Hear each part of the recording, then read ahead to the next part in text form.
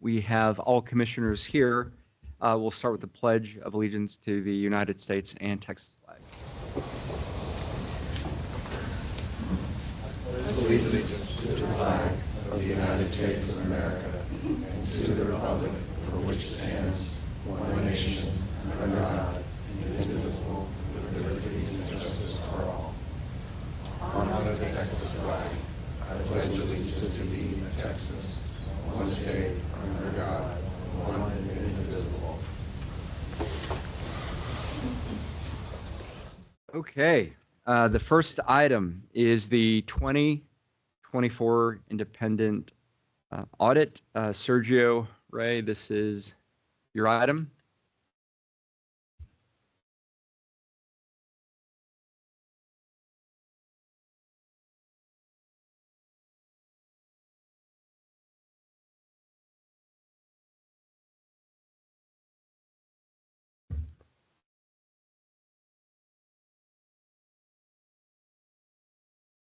Good morning.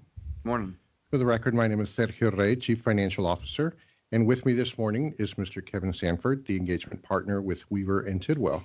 Weaver and Tidwell performed the independent audit of our annual financial statements, and at this moment, I'd like to turn it over to Kevin so he can provide you with a briefing of our financial statements. Thank you, Sergio. And good morning, Mr. Chairman, members of the Commission. As Sergio mentioned, my name is Kevin Sanford. I'm a partner with the firm of Weaver and Tidwell. It was our pleasure to perform the audit of the financial statements for the Texas Lottery Commission for the year ended August 31st, 2024, and to present the results of that audit to you today.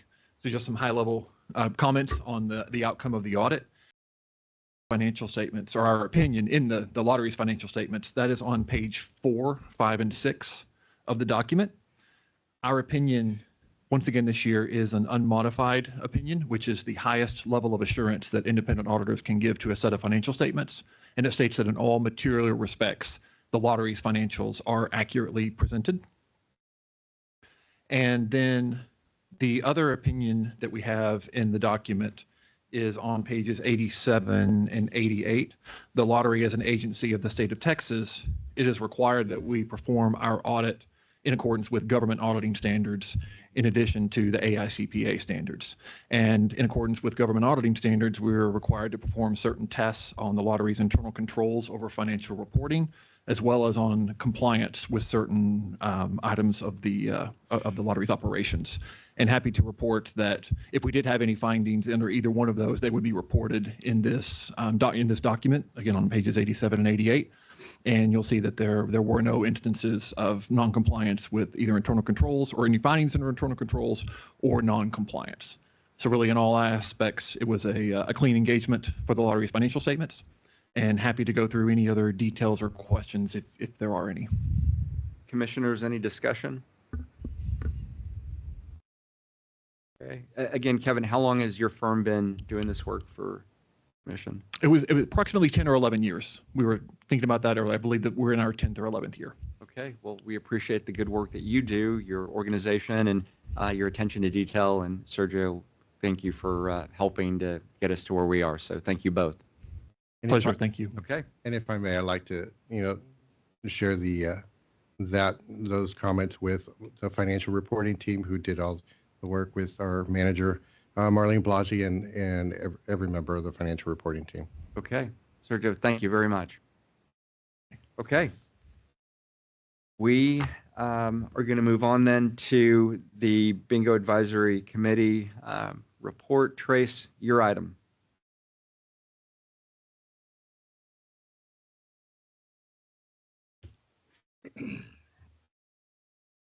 Morning, Chairman, Bingo Commissioner Fields, and Commissioners. Yesterday, the Bingo Advisory Committee met and discussed several items. The first item discussed was the rule review and the staff's recommendations. The bingo industry is in large part supportive of most of these rule changes. However, there are a few that we are not.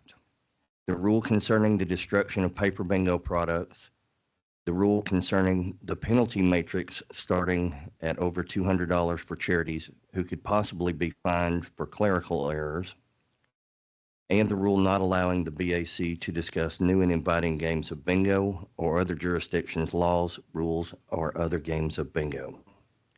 The industry would ask you to please consider giving these rules a second look. Steve Fenolio will be speaking on these rules in detail later. Next, we reviewed the Bingo Service Portal Input Subcommittee report by Dr. Penny and Victor Kuykendall. This was a very comprehensive report and is included in your notebook. It outlines most of the issues with the system and gives recommendations on how to make it more user-friendly. Our next meeting is scheduled for the 9th of April at 3 p.m. Yesterday, we also wished our bingo commissioner, Ms. Cindy Fields, a very happy birthday, and we continue to do so today. This concludes my report. I'd be happy to answer any questions. Okay. Thank you, Trace, for the report. Cindy, any comments? Yes, excellent job by the PSP review subcommittee, which is Dr. Being that you saw that your eyes, my understanding of this incredibly comprehensive and well together and most helpful to the work that the bingo division had to do over these things. Thank you all for that. Yes, ma'am. Thank you. They did do a wonderful job on that. Commissioners, any other comments? Okay, Trace, thank you very much.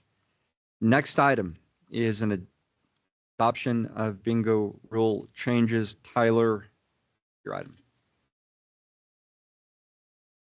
Morning, Chairman, Commissioners. My name is Tyler Vance. I'm with the Legal Services Division.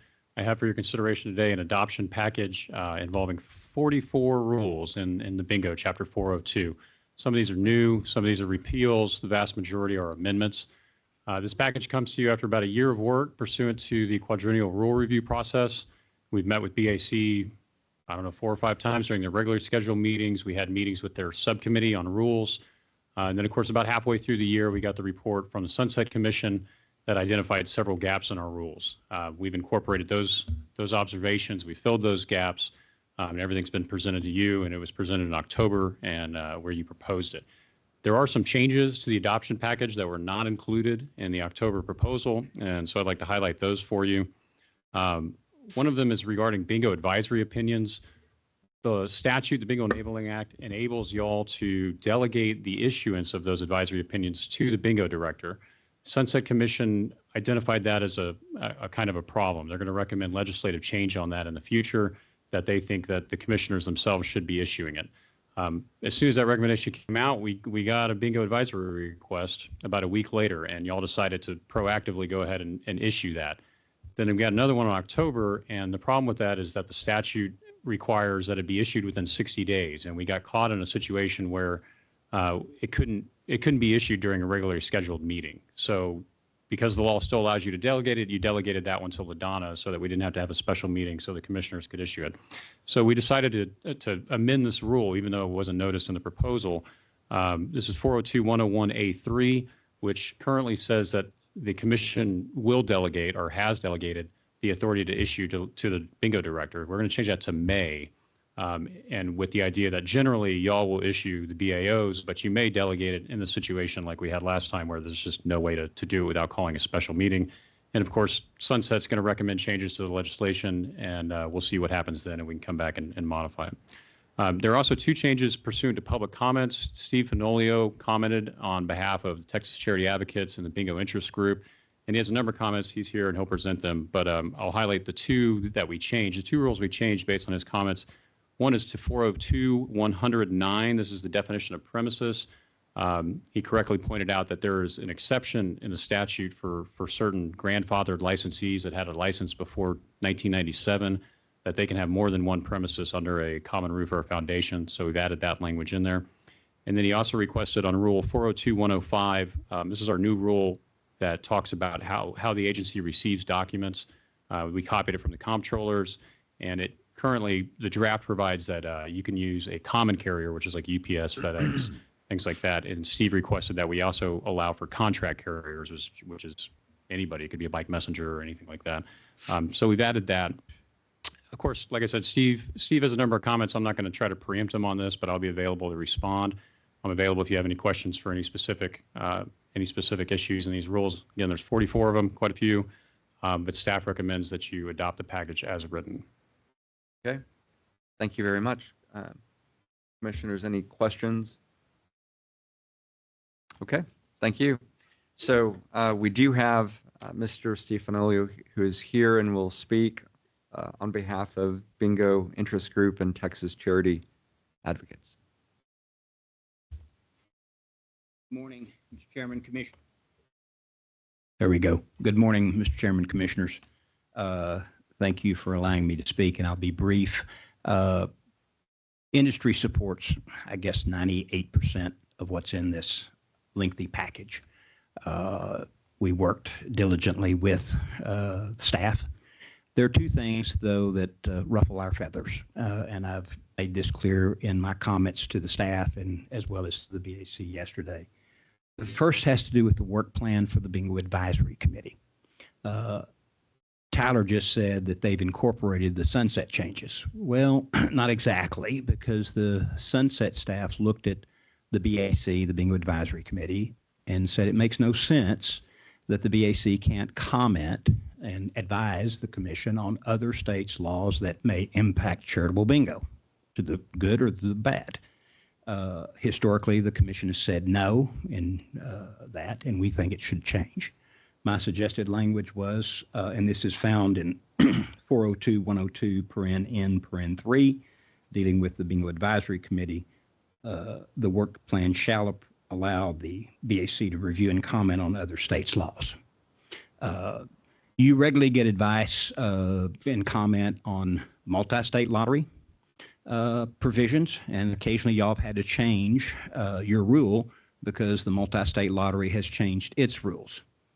No problem with that, but we should have the same right, or the BAC should, to do that.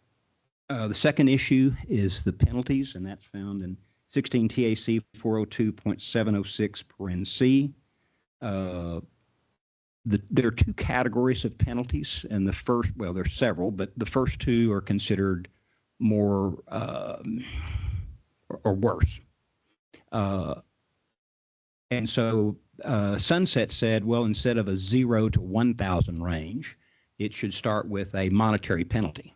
And so in your penalty, or the staff's penalty matrix, and it's page 127 of the actual rule comments or the rule provision, violation 1 is a person knowingly participated in the award of a prize to a bingo player in a manner that disregarded the random selection of numbers or symbols. No problem with that. They knowingly did something. The next one is a person made a false statement in an application for a license. And the third category of this category 1 is a person falsified or made false entries in books and records. There's no knowingly standard. Our dictionary tells us false means incorrect. In a previous life, when I was in college, I thought I was going to be a CPA until I got to cost accounting, which is where they separate the men from the boys. And I learned that I am dyslexic with numbers. Not a good thing for a CPA. It is not uncommon, and I've seen it in audits where they have transposed a number. That would be a false entry. And so what we are suggesting is put a knowingly standard in there. You already have it in your first category. Just add it on those categories so that staff can look at it and say, this was a one-off. They didn't intend to do anything. They shouldn't be written up for it. Or monetary penalty automatically. If it's the first time, never happened. Many charities have been licensed for 30 or 35 years and have gone through multiple audits or desk reviews without a problem. I'll be happy to answer any questions. Thank you, Commissioners. Okay. We appreciate your candor and coming to speak with us. Commissioners, any comments? Want Tyler to Yes. answer this? Yeah, if you would like. Okay. I didn't. Tyler's going to respond to your comments. Thank you, Commissioners. Again, for the record, Tyler Vance. So regarding Steve's first comment, this is on the Bingo Advisory Committee and the work plan. He's right. Sunset did recommend that there be no restrictions on what the BAC is allowed to discuss. Sunset recommended this to be a legislative change. They didn't identify it as a rulemaking gap or anything like that, although it is within our discretion under the current law. It just provides that the commission shall develop a work plan every year. For the last several years, that work plan has included a provision that says that the BAC is only allowed to discuss things that are clearly authorized by statute. And the reason this came about is because we've had a couple instances where the BAC has tried to discuss things that are not clearly authorized by the statute, and we've gotten involvement and feedback from the Attorney General's office and certain legislators. So the agency's kind of been told in the past to avoid this area. And so that's why we're making the recommendation, staff's making the recommendation that we wait and see what the legislature decides to do. And of course, if the legislature tells us that they should be allowed to discuss whatever they want, then that's what's going to happen. But in the meantime, we think we should wait for the higher powers to decide this issue would be the best bet. Regarding the penalty chart, again, so Sunset recommended that serious offenses, first-time violations of serious offenses should not come with a warning, that they provided that no other agency allows that. I think Steve's issue here is more with this specific violation, providing false information on a quarterly report or on a license application. The Bingo Division looked into this. They found that in the last, I believe, 6 years it is, that this violation has never been used. We have a different category that's providing incomplete information on a report, and that one's not actually listed in any of the categories. So it doesn't come with a minimum penalty. I think it's typically issued with a warning if it's a first-time violation. If there's multiple instances, they have discretion to do something else to escalate a little bit. I think Steve's response to this would be, and incorrectly so, well, just because you're not using it now doesn't mean some future director is not going to use it against us. And that's a fair argument. I think the response to that is we can resolve this situation at a later rulemaking. We can modify the language in Category 1 to providing knowingly false information, and then maybe bump providing false information as a strict liability violation down in Category 3 or 4. That would give us the discretion to determine whether or not it was intentional, which gets difficult. That's why, in general, staff would argue against adding a knowing standard to anything like this, because it makes it almost impossible to prove. If the person says I didn't know I did it, that's the end of the case. Unless unless I can make some argument. If there are multiple instances of it, maybe I can make an argument that they knew about it or should have known about it. But I don't think we should make those changes now. They weren't announced in the proposal. They're kind of substantial. They haven't been ran by the governor's office. But of course, we're going to have plenty of opportunities to make more rules going forward. And so I think we can address Steve's concerns about the penalty matrix at that point. Tyler, just to be clear, you're open to reviewing the knowledge qualifier down the road, and you're not opposed to it. Absolutely. Yeah, I don't think it's a good. It wasn't discussed during the rule review process or any of that. There are some changes you can make to an adoption packet that weren't noticed in the rules, but again, I think this one's a little bit more substantial, and again, it hasn't been ran by the governor's office, so I think they would want to see that, and there's going to be. I don't think we're going to be back in April, maybe not quite, but probably May. As soon as we get the bills and we know what's happening, we're going to open up another rule package, and we can look at it then. Okay. Tyler, thank you. Any other comments? Yeah, Tyler, just as I think the chairman and I were the two who were here when the observation you made about legislature and the attorney general being very clear about the not going outside the current legislative strictures. So I appreciate that response, and that is our understanding is exactly what they meant, and we think it's the right thing to hold to that too. So if they change legislation, like you said, then we'll be right there with them. So. Correct. Clark, any comments from the legal subcommittee? Well, just to echo everything that y'all have said, but just to make the hopefully obvious observation, this is an absolute beast of a project that you guys have undertaken. It's been a very deliberate process, and the Administrative Procedures Act is strict for a reason, and I think that it's important that we tread very, very carefully on making changes at the last minute while still being open to important policy changes, in the future. But I think it's fantastic work that you guys have done. I support it wholly. Thank you much. Okay. Cindy, any other comments? No, I mean, we tried, you all tried very hard to address all the concerns that the Sunset Commission had in their report. absent those that require legislative action, and you worked very hard to do that, and I appreciate your efforts, and I think you did a very good job. Thank you. Okay. Okay. Thank you very much, Steve, for your comments. Tyler, thank you also for helping to shepherd us along. Thank you. All righty. So with that, is there any other discussion from commissioners? And if not, is there a motion to adopt the rule changes? I'll move to adopt. Second. All right, we have a motion and a second. All in favor, say aye. Aye. Okay, motion passes. Next item is adoption of lottery rule changes. Kyle Wolf, your item. Good morning. Thank morning. you, Mr. Chairman and Commissioners. For the record, I am Kyle Wolf, Assistant. Item 5. I can never tell. There we go. You're on. Item 5 in your notebooks contains a proposal to adopt the 12 lottery rules listed on the agenda for this item. The amendments up for adoption are the result of the Commission's recent rule review conducted in accordance with Texas Government Code, as well as the agent's recent review by the Texas Sunset Advisory Commission. Among the more significant changes, this proposal addresses issues identified as rulemaking gaps in the September 2024 Sunset Advisory Commission staff report. The Sunset report specifically noted that there was no clarification as to whether internet sales of lottery products are prohibited. So prohibited internet sales are addressed in the proposed amendments to Rules 401.153B12, 401.158B27, 401.160H, and 401.355A.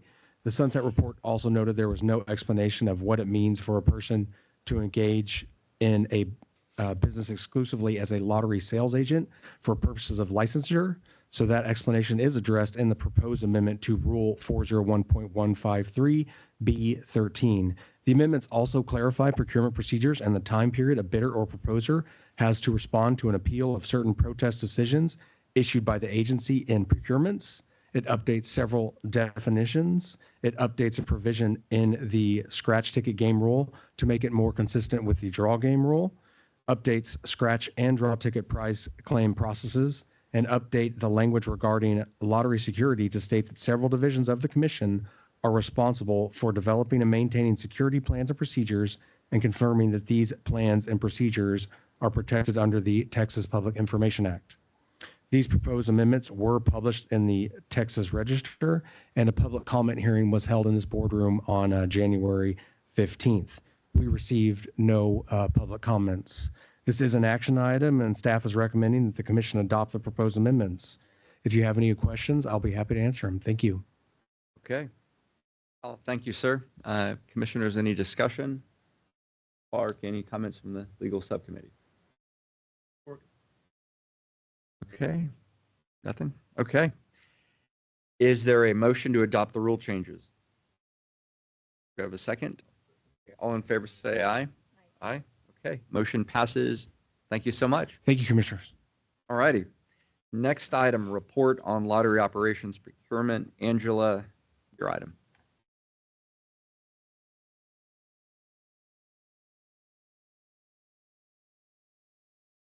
Good morning, Chairman, Commissioners. For the record, my name is Angela Skyby-Zagarba, the Director of Administration.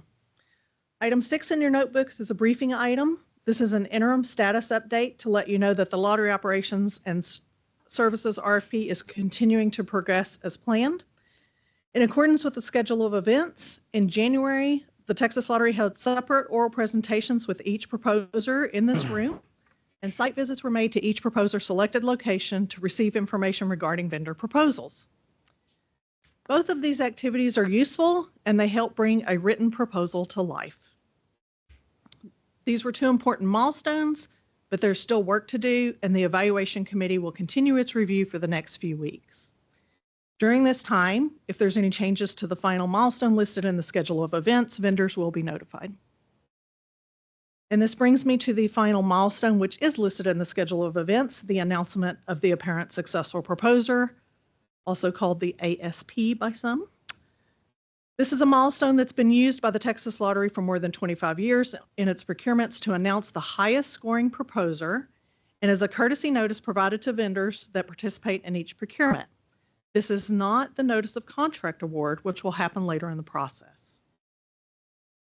Once the evaluation committee completes its review and scores the proposals, the committee will issue a report and recommendation with its findings to the executive director, Mr. Mendel, for review and approval. After the executive director approves this report, the Texas Lottery will announce the apparent successful proposer. This is a notice that is provided to all vendors who submitted a proposal announcing the highest scoring proposer, or the ASP. The intent of the notice is to let all proposers know that the Texas Lottery has completed its evaluation and will enter into contract negotiations with the apparent successful proposer.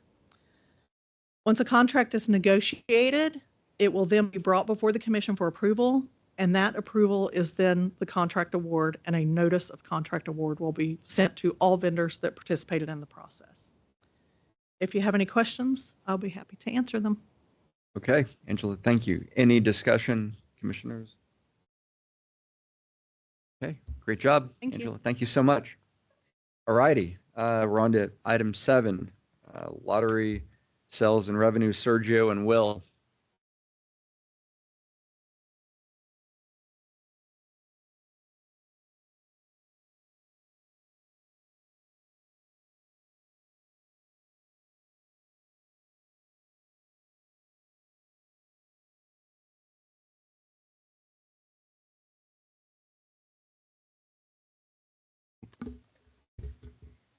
Good morning. Again, for the record, Sergio Rey, Chief Financial Officer. With me, Will Russ, Products Manager. He and I will provide the following update on sales through the week ending January 25th, 2025. At the 21-week mark of fiscal year 2025, we have reached a total sales of $3.32 billion. This is a decrease of roughly $60 million, or 1.77% of last year's $3.38 billion for the same period. As the chart reflects, draw sales have a decrease of 9.4%, or approximately $70 million. This year's sales total $670.8 million versus the $740.5 million from last year. The scratch sales, noted here in the orange bars, encompass almost 80% of the sales through week 21. The $2.6 billion total is about $10 million more than last year. This is the revenue, the sales perspective through week 21. In the next slide, Will provides more details in the sales and game performance perspective. Good morning, Mr. Chairman. Good morning, Commissioners. For the record, I'm Will Russ, the Products Manager, and we'll be giving a more detailed view of the sales like Sergio just said. So if we look at this slide at the bottom right corner, you can see the year-over-year decline of about $59.6 million, or 1.77%. The main contributor to this decline is the national draw game Powerball. We still have not had a jackpot run over $500 million this fiscal, and are therefore seeing a decline of approximately $160 million. The other national draw game, Mega Millions, is faring better. The jackpot that was rolling at our last meeting continued until December 27th, when it hit $1.22 billion. That run is the reason we are up over $70 million year over year. As a reminder, Mega Millions is scheduled to go through its game change on April 5th. Staff across the agency and IGT have been preparing for months, and we are on track to launch as scheduled. Sales for Lotto Texas and Texas 2-Step are also up. In the middle of the slide in blue are the daily games, and there's neutral news to report here. Pick 3, Daily 4, Cash 5, and All or Nothing are all relatively flat. In conclusion, for the draw games portion of the portfolio, sales are currently down about $69.7 million, or 9.42%. You can see that number outlined in blue towards the bottom of the slide. As Sergio mentioned, scratch sales are up about $10.1 million, or 0.38%. We have had very exciting launches since we last met, including our January family of 5 scratch ticket games. With that, I'll wrap up, and unless there are any questions, I'm going to pass it off to Ryan, who has some comments about the sales presentation. Okay, any Comments or questions for Will? Okay, Ryan. Thank you, Chairman, and good morning, Commissioners. For the record, my name is Ryan Mendel. I'm the Executive Director. Just want to let you know that starting with the April Commission meeting, staff will present a more efficient and streamlined sales presentation. The board subcommittee structure has been in place for a while now, is working very well. The staff will begin presenting sales data to the planning subcommittee. In addition, after the end of the fiscal year, staff will present the full board the detailed presentation of results. This does not change anything about the data presented on our website or on the Texas Open Data portal. In summary, we aren't removing any data available to the board or the public, instead focusing on presenting it more efficiently going forward. Thank you. Happy to answer any questions you have. Okay. Any comments? Okay. So again, all of the information is still very public. We're not reducing any level of transparency. This is just more for an efficiency for the meeting, and then also for the subcommittee to delve a little more into the numbers as so the subcommittee may choose. That's absolutely right, Chairman. Okay, great. Will, thank you very much for your hard work. Thank you so as much. Always. Thank Awesome. Will, thank you. Okay, Sergio, you're still there? I remain on board. Yes. All righty. Well, next item is yours, so it's good you're there. We're going to talk about transfers to the state and the agency's budget. All right, for this item, in the first part of this agenda item, I will provide a high-level summary of the accrued revenues and transfers through December 31st, 2024. Our accrued revenue transfers to the state totaled $558 million for the first 4 months of fiscal year 2025. Of this amount, $530.7 million were transferred to the Foundation School Fund, $9.69 million transferred to the Texas Veterans Commission, and with the remaining $18.4 million available from unclaimed prizes. Although this is less than the transfers at the same time last year, in the next slide, it'll show our cumulative accrued transfers for Texas education through December is $34.3 billion and $259.9 million for Texas veterans. The second part of this item is a budget summary of the first quarter of fiscal year 2025 that ended on November 30th. At the beginning of the fall, we presented the fiscal year 2025 budget. Of the $338.4 billion appropriated by the legislature to the commission, $336 million is for the lottery account budget. Through the first quarter, 72.3% of this budget had either been expended or encumbered. In the next slide, the bingo administration budget, funded by general revenue funds, totaled $2.47 million, and 90.8% has either been expended or encumbered through the first quarter. These percentages are consistent with prior years and represent our continued commitment to be good stewards of state funds. On a final financial update, every fall, the Office of the Controller is focused on year-end reporting. Earlier in this meeting, we discussed the audited annual financial report. In addition to the audited financials, we also provided the annual report of non-financial data. This is a statutorily required report per the Texas Government Code 2101. This report is submitted to our oversight agencies like the Comptroller, Legislative Budget Board, State Auditor's Office, and of course, the Office of the Governor. The non-financial report is a collection of schedules focused on leases, professional service contracts, itemized sole source purchases, historically underutilized business hub progress, budget transfers, and fleet vehicles. These reports have been provided to you and are also available on the Texas Lottery website for public view. Again, I would like to recognize the financial reporting team for their excellent work with all of our year-end reporting. Commissioners, this now concludes my presentation. I'd be happy to answer any questions. Okay, commissioners, any comments, questions?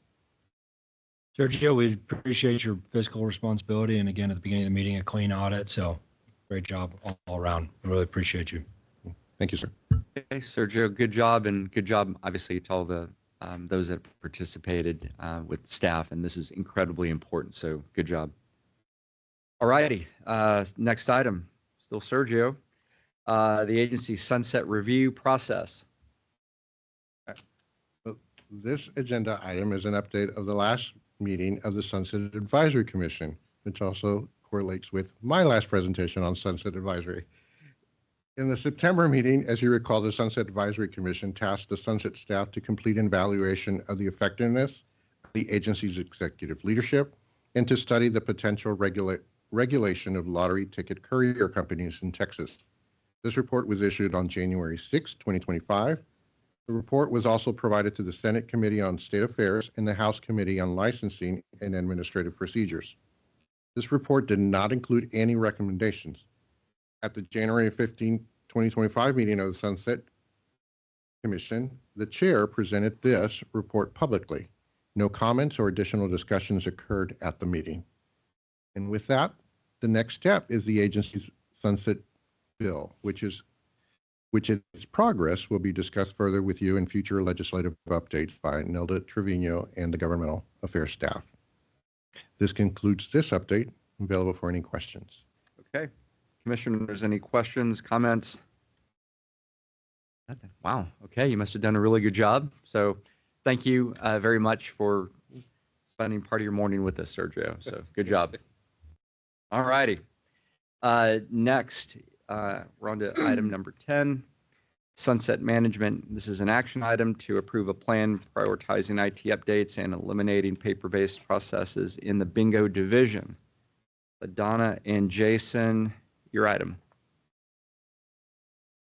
Good morning, Commissioners. For the record, I'm LaDonna Castanuela, Director of Charitable Bingo Operations. With me and at the table to present this item is Jason Canaday, Director of Information Technology Division.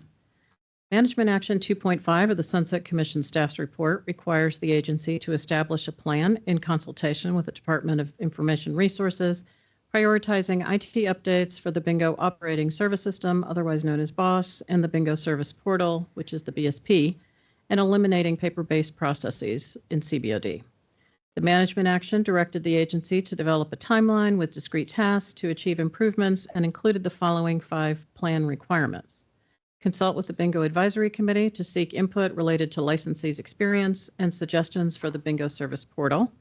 Identify policies, training manuals, and improvements, training manuals, external guidance, and other documents that need to be updated to reflect any system changes.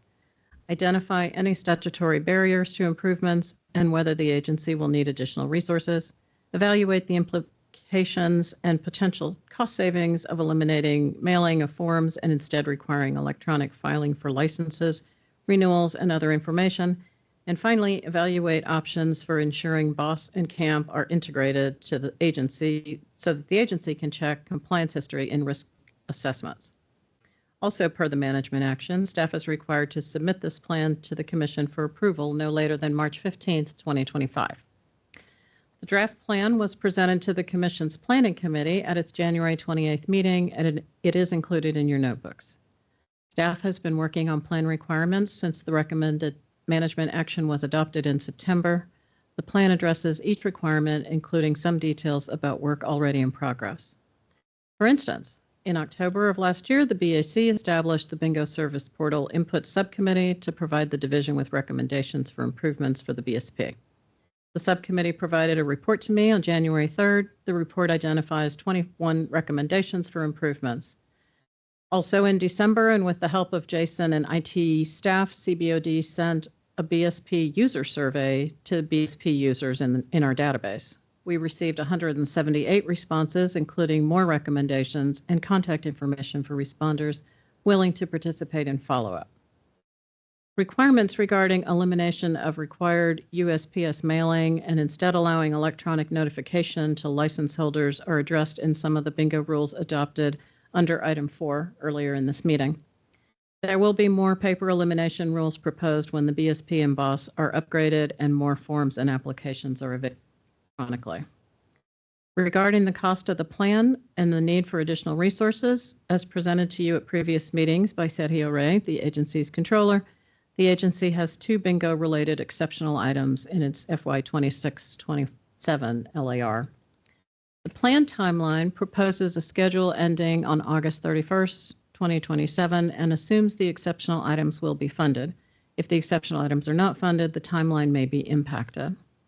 The final requirement of Management Action 2.5 is that the staff must provide a copy of the plan to the Sunset Commission and to the agency's legislative oversight committees. Jason and I are working with Government Affairs Division to meet this requirement. Now I'll hand it over to Jason for more information about the plan, including our consultations with DIR. Good morning, Commissioners. For the record, my name is Jason Kennedy. I'm the Director of the Information Technology Division.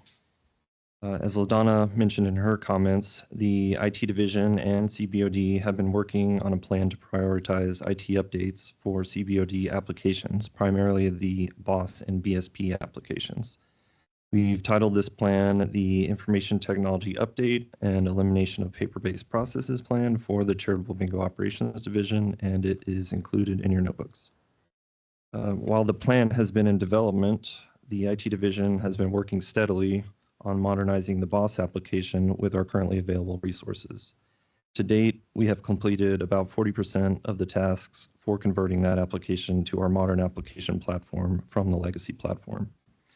However, there's still much work to do on BOSS and BSP.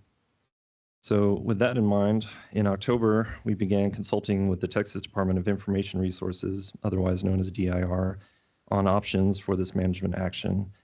After considering the services DIR offers to assist in our plan, we concluded the best path forward is through exceptional item request number 1 in our FY26 and 27 LAR.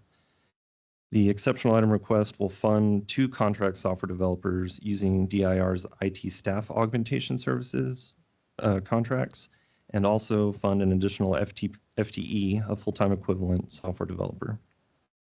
This is what we are recommending in the plan. The additional developer resources will speed up the current process of modernizing and improving functionality in BOSS and BSP and allow us to better support those applications for the long term. We believe this is the simplest and most direct path forward to deliver improvements to the systems for CBOD and their customers in a timely manner. The plan also provides considerable flexibility to gather additional feedback from CBOD customers and the Bingo Advisory Committee as the plan is executed, which we can then use to further improve BOSS and BSP. This concludes my remarks. We're requesting approval of the Information Technology Update and Elimination of Paper-Based Processes Plan for the Charitable Bingo Operations Division as presented and included in your notebooks. This is an action item, and we're available to answer any questions you may have. Okay, Commissioners, any questions, comments? I have a quick comment. This was almost an impossible timeline given to you guys by Sunset Commission, and you met it. And you did a great job, I think. So thank you to LaDonna and her team and Jason and his team for putting your head down and getting through this. Appreciate it. Thank you. Okay, thank you. Any comments from the Planning Subcommittee, Mark and Jamie? Yeah, again, echo what Cindy said, but I know you guys have been working on this, and this is long before it came up in Sunset. Yes. And so appreciate, and I think this is a great example of how we've leveraged the recommendations that were nothing new to us from Sunset, and have used that to now kind of push this forward and have queued up the LAR, I think, because that was in their recommendations. So I think it's a really a good example of how kind of working well with Sunset can be a benefit to the agency. And so thank you guys for leaning into that. The tie-in with DIR was great. Just a quick question, and maybe you can answer, Jason. If we didn't get the funds in the LAR, what kind of what's the impact of that? I think it's a timeline of how quickly we could, because we're going to continue doing this, obviously, but it's just how fast we'll be able to get the new systems integrated and up and running. What do you think that would be? Correct, right. So we've been working on BOSS since about 2023, and we've hit about 40% of the conversion. And that doesn't include a lot of new functionality, but our estimate was that without the funding, it would be closer to 5 years for us to get new functionality and a modernization effort through for BOSS and BSP. Okay, great. Anything, Jimmy? No, I mean, just a global comment about the entire agencies, and with these management actions, there's been a lot of work done, and this is just one of them, but it's a lot of work, and as a commission, we appreciate everything that goes into that, that shows up in a 4-sentence line item here, but it's been pleased with all the work that's been done on all the management actions, including this one. So thank you. I'll move to adopt the proposed changes. Do you have a second? Second. Okay. There's a motion. Second. All in favor, say aye. Aye. Okay. Motion passes. Jason, thank you so much. LaDonna, thank you very much as well. All righty. Next item, legislative report. Nelda, your item.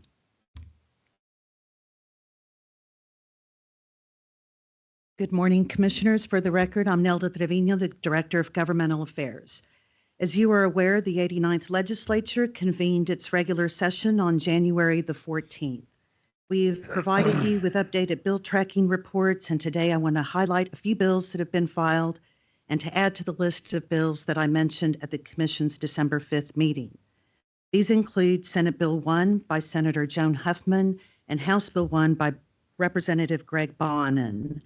These are the Senate and House versions of the General Appropriations Bill and outlines the state budget for the 26-27 biennium. The proposed bill pattern and budget for the Lottery Commission is included in both versions of the bill under Article 7, the Business and Economic Development article. Additionally, Senate Bill 738 by Senator Jose Menendez. This bill would redirect a portion of lottery unclaimed prizes to the Child Care Services Program administered by the Texas Workforce Commission. Senate Bill 961 by Senator Lois Kolkhorst. This bill relates to verifying eligibility for Medicaid benefits. One of the provisions in the bill requires the Health and Human Services Commission to conduct data matches with the Lottery Commission for lottery winners who have won prizes of $3,000 or greater. Additionally, it is still anticipated that the agency sunset bill incorporating the Sunset Advisory Commission's recommendations will be filed in the near future. Lastly, the Senate Finance Committee has been conducting its budget hearings and having state agencies appear before the committee. The Lottery Commission is scheduled to appear before the committee on February the 12th. The hearing will provide the agency the opportunity to present its budget requests for the 26-27 biennium and to also present its exceptional item and rider request. Once the Speaker of the House announces committee assignments for House members, it is anticipated that the House Appropriations Committee and its subcommittees will begin their budget hearings. This concludes my report, and I'll be glad to answer any questions. Okay, thank you, Nelda. Commissioners, any comments, questions? Nelda, we know that you've been incredibly busy, really year-round, although, you know, more so right now during session, but we're grateful collectively for all of your expertise, your years of engagement, involvement, and just we appreciate the work that you do on behalf of the agency. Thank you very much. There's a really good, strong governmental affairs team, and we have been busy, but I appreciate the comments. Thank you very much. Thank you. Okay. Next item is the Internal Auditor's Report. Liz Myers.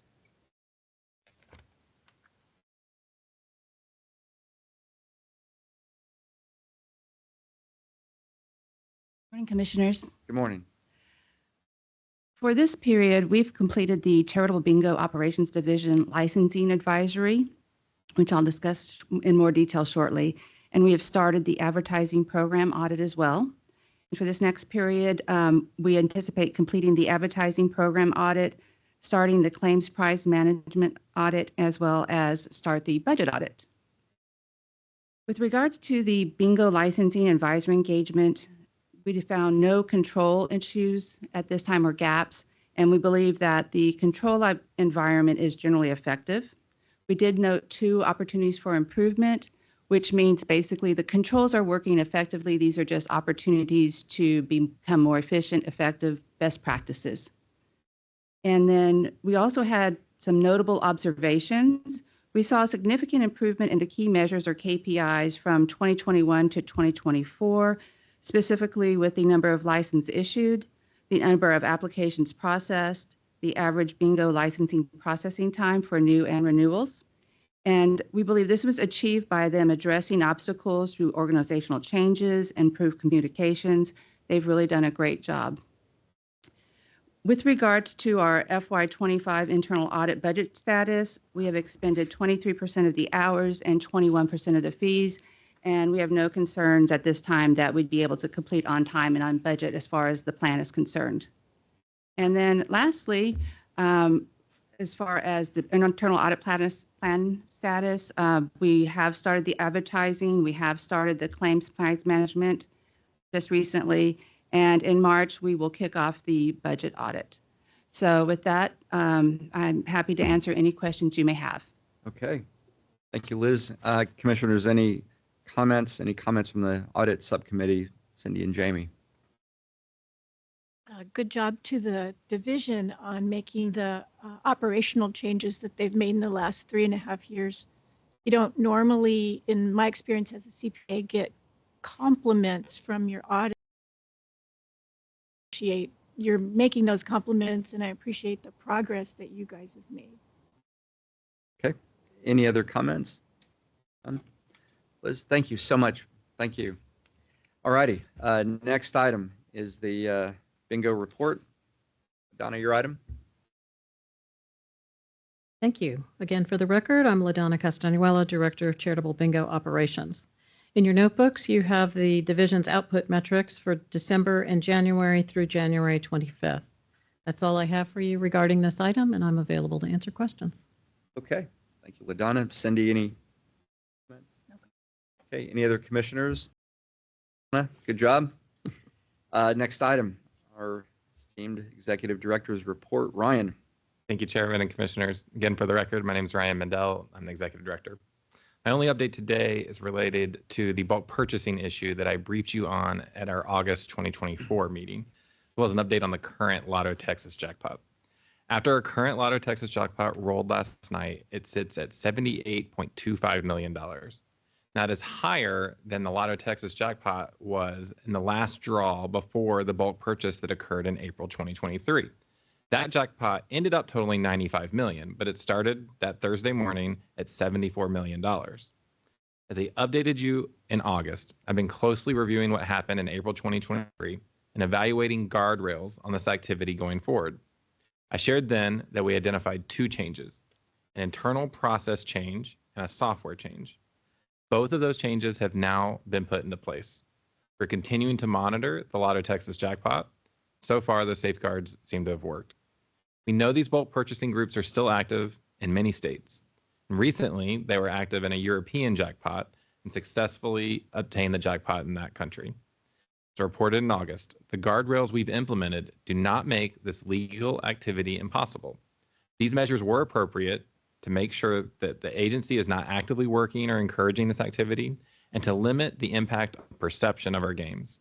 I'm going to continue to monitor the current Lotto Texas jackpot, and I'll keep you informed of any developments. Thank you. That's all I had today. Okay. Commissioners, any comments?